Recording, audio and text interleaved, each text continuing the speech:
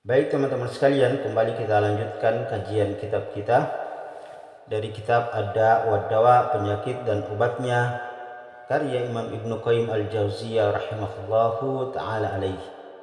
Di sini beliau mengatakan al-amru tsani, perkara yang kedua. Di perkara yang kedua ini, ikhwan sekalian, beliau ingin menjelaskan beberapa hal. Yang pertama di sini kata beliau, an yuhdara maghalita nafsahu ala hadhil asbab. Hendaknya seseorang itu yuhdara, berhati-hati. Maghalita nafsihi, jangan sampai setiap orang itu disesatkan oleh bisikan-bisikan jiwanya. Ala hadhil asbab, dengan sebab-sebab ini. Maksudnya betul bahwa meskipun kita berbuat dosa dan maksiat, tapi dengan sebab kita berbuat kebaikan akan dihapuskan dari kesalahan dan dosa tersebut. Kan dalam beberapa hadis Nabi mengatakan, innal hasana, sesungguhnya kebaikan itu yuzhibnas sayiat, akan menghapuskan daripada seluruh dosa-dosa. Namun kata Imam Ibnu Qayyim, an yuhdaras, hendaknya kita berhati-hati. Maghalita nafsi, jangan sampai kita disesatkan oleh jiwa kita sendiri, oleh bisikan hawa nafsu kita sendiri, sehingga apa, seseorang bermudah-mudahan terjatuh dalam perbuatan dosa dan maksiat. Wa hadza min ahammil umur. Maka kata Imam Ibnu Qayyim Al-Jauziyah di sini, wa hadza min ahammil umur, ini adalah dari perkara yang sangat penting untuk diperhatikan setiap manusia, setiap hamba Allah Subhanahu wa taala. Fa innal abda, kita sebagai seorang hamba ini, yu'rafu, kita semua tahu, kita semua mengerti, annal ma'siyata, bahwa kemaksiatan kepada Allah Subhanahu wa taala, wal ghaflata, dan kelalaian meninggalkan perintah-perintah Allah Subhanahu wa taala, min asbab, itu dari sebab-sebab, di antara sebab-sebab apa? Al-mudirrah, al-mudirrah lahu, itu yang dapat memudaratkan orang tersebut, dari sebab-sebab yang dapat membahayakan dan membinasakan kehidupannya. Semua orang tahu ini. Annal ma'siyata wal ghaflata, bahwa kemaksiatan dan kelalaian meninggalkan perintah Allah Subhanahu wa taala, minal asbabi al mudirrah lahu, itu dari sebab yang dapat mencelakakan dan membinasakan kehidupan seorang manusia.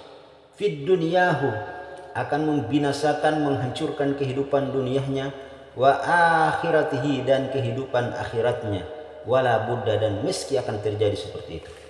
Nah, ini ikhwan sekalian, efek dari perbuatan dosa dan maksiat dan melalaikan perintah Allah Subhanahu wa taala. Kata Imam Ibnu Qayyim, semua orang paham ini, bahwa ini diantara sebab yang dapat menghancurkan kehidupan dunia dan akhirat seseorang. Walakin, akan tetapi ikhwan sekalian, kata beliau, tughalita nafsahu, banyak orang yang disesatkan oleh bisikan-bisikan jiwanya, ya. Walakin tughalatahu nafsahu, banyak disesatkan, tughalatahu nafsahu, banyak disesatkan oleh bisikan-bisikan jiwanya.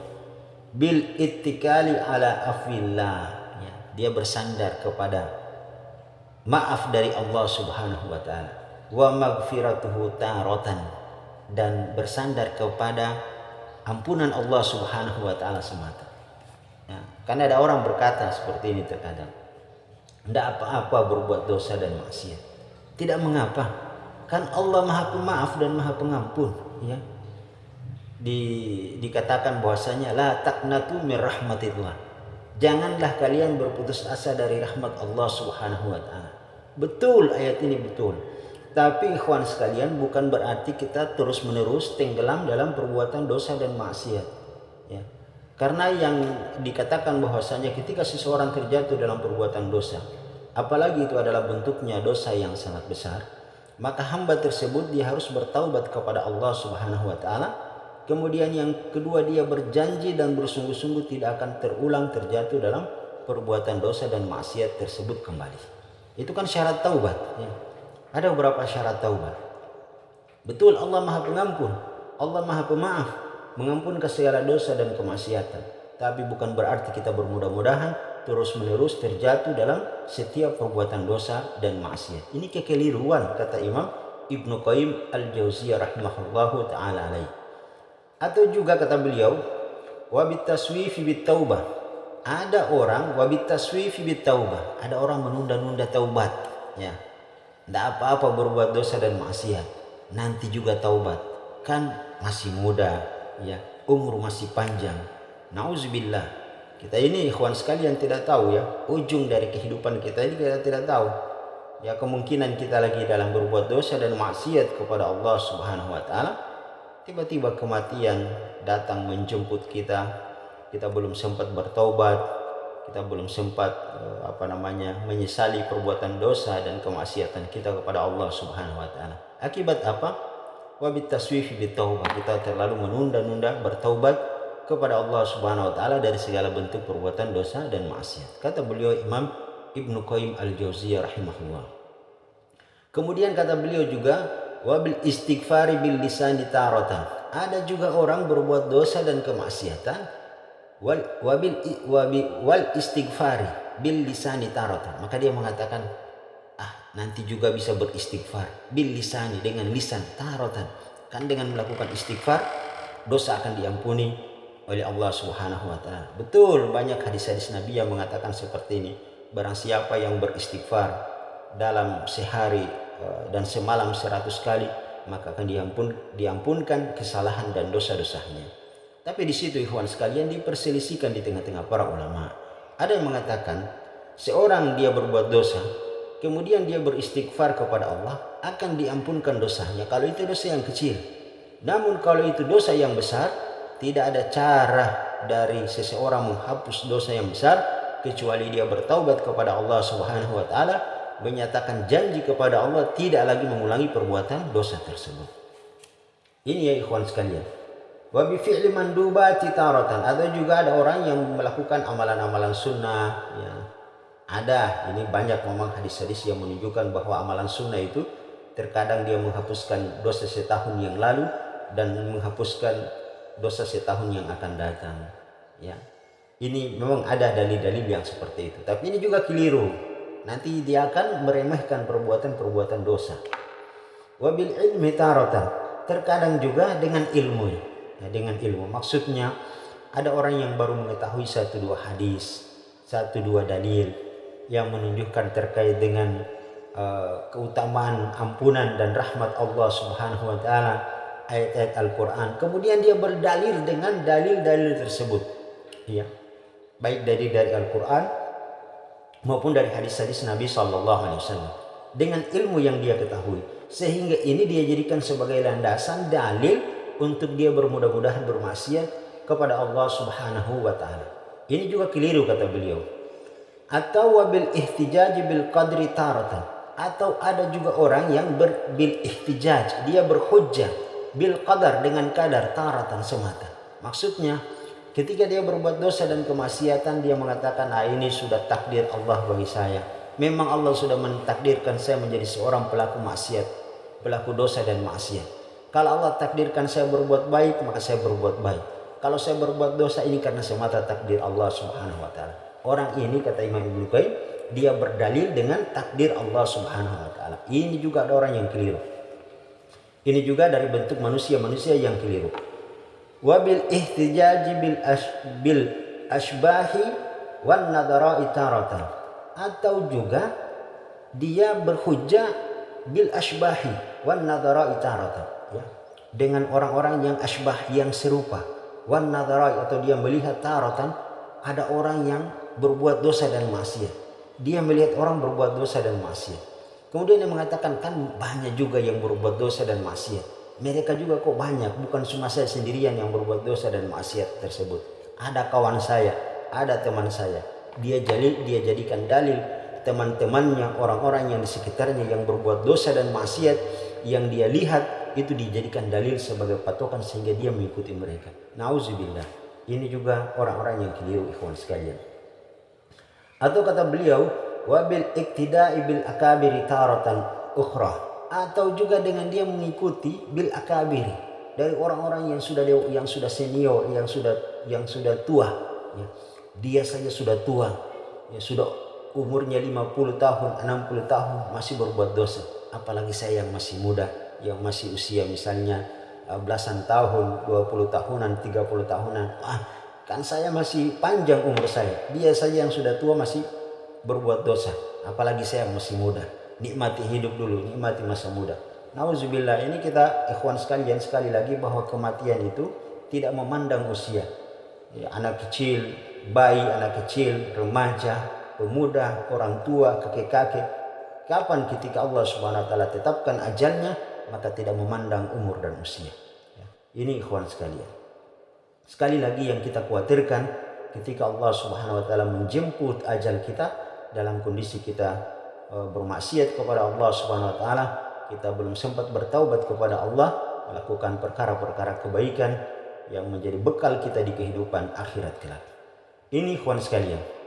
Kemudian kata beliau, wa katsirum minan nas, dan ada sebagian dari manusia yadhunnu, mereka menyangka, annahu law fa'ala ma fa'alu, mereka menyangka kalau mereka berbuat begini dan begitu.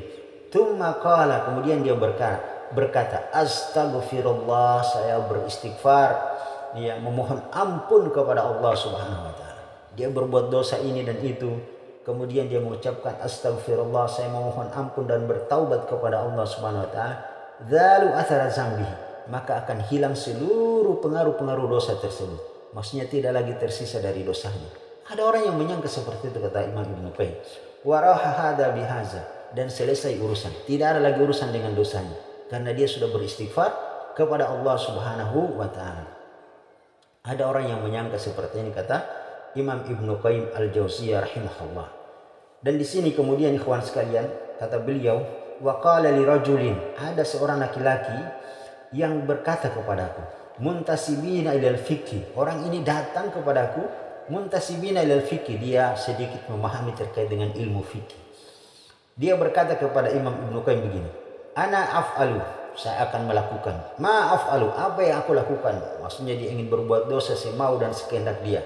Summa aqulu, kemudian saya akan mengucapkan subhanallahi wa bihamdihi mi'ata marrah, saya mengucapkan maha suci Allah Subhanahu wa taala, segala puji baginya, mi'ata marrah, 100 kali. Wa qad ghafara dzalika ajma'un, maka dengan aku mengucapkan itu akan dihapuskan seluruh dosa-dosaku. Kama sahha anin Nabi sallallahu alaihi wasallam. Kemudian orang yang paham fikih ini, dia membawakan satu hadis dari Nabi sallallahu alaihi wasallam. Hadisnya sahih betul.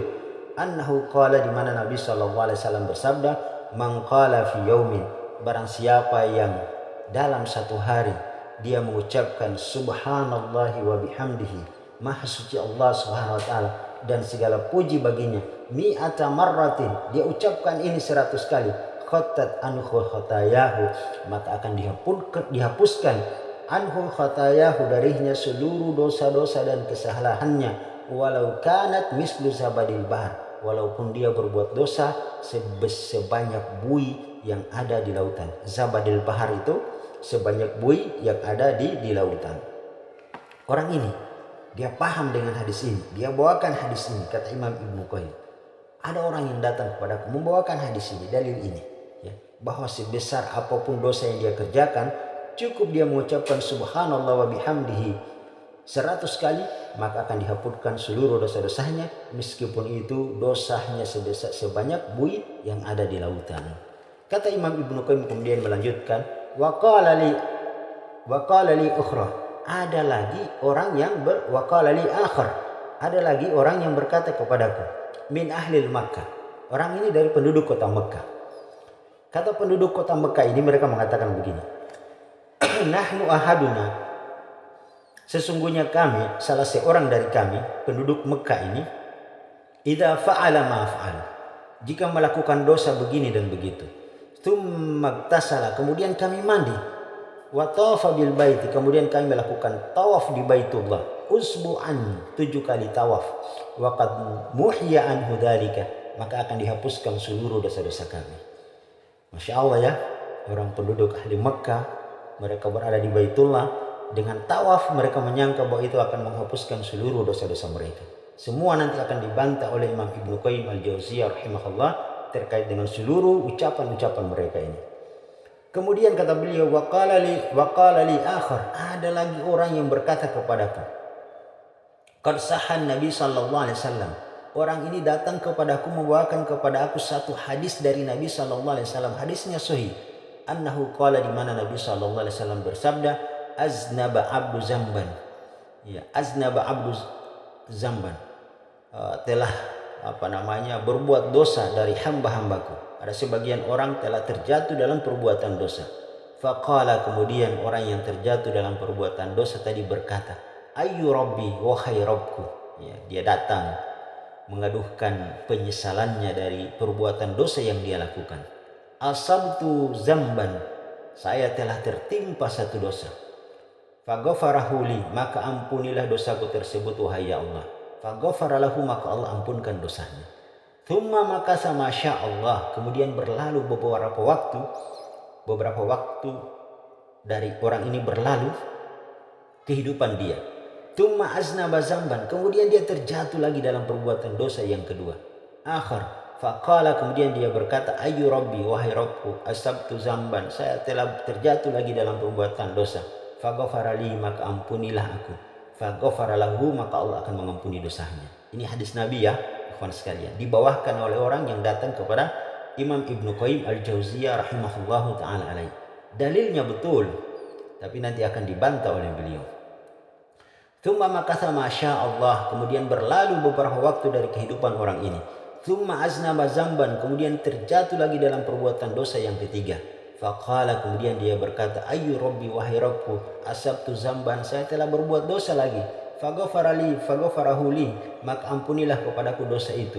Faqala Allahu azza wa jalla, maka Allah subhanahu wa ta'ala berfirman. Ini hadis kursi ya ikhwan sekalian. Ketika faqala Allah azza wa jalla, ketika Allah subhanahu wa ta'ala berfirman, berarti ini firman Allah. Hadis kursi. Alima abdi, hambaku tahu, anna lahu, bahwa dia Rabban, memiliki Rabb, pencipta, yaghfiru dzamban, yang selalu mengampuni dosa, wa ya'khudhu bihi, dan dia akan diazab karena perbuatan dosa tersebut. Qad ghafartu li abdi, aku telah mengampuni seluruh dosa hamba tersebut. Falyasna masya, maka silakan dia berbuat dosa semau dia. Masya Allah, ini hadisnya ya. Ini hadisnya ikhwan sekalian. Dia bawakan dalilnya. Wa qala, dan berkata, wa anna la asyukku anna li rabba yaghfir dzamba wa ya'khudhu bihi. Setelah dia bawakan hadis ini kepada Imam Ibnu Qayyim, kemudian dia mengatakan, wa ana, dan saya, wahai Imam Ibnu Qayyim, kata orang ini, la asyukku, saya tidak ragu sedikit pun, anna li rabba, bahwa saya memiliki Rabb, pencipta, yaghfir dzamba, yang selalu mengampuni dosa. Ini dalilnya nih, kata orang ini. Wa ya'khudhu bihi, dia akan memang mengazab dengan dengan sebab dosa tersebut. Tapi Allah Maha Pengampun dosa. Maka kata Imam Ibnu Qayyim, wa hadarbu minan nasi, inilah permisalan dari manusia, qad ta'allaku, yang mereka mengambil, berpegang, bin nususi, dengan nas-nas, dengan dalil-dalil, min raja, yaitu harapan bahwa Allah akan senantiasa mengampuni dosanya. Wa takala alaihi, dan bersandar dengan dalil-dalil tersebut. Wa ta'allaku biha, dan berpegang dengan dalil-dalil itu, bikil taliyadai, dengan genggaman kedua tangannya. Wa iza utiba alal khataya, sehingga orang yang seperti ini, yang suka berbuat dosa dan maksiat, dia punya dalil, punya referensi, punya hujjah ini. Wa iza utiba alal khataya, begitu kita mengingatkan dia terkait dengan dosa yang dia perbuat.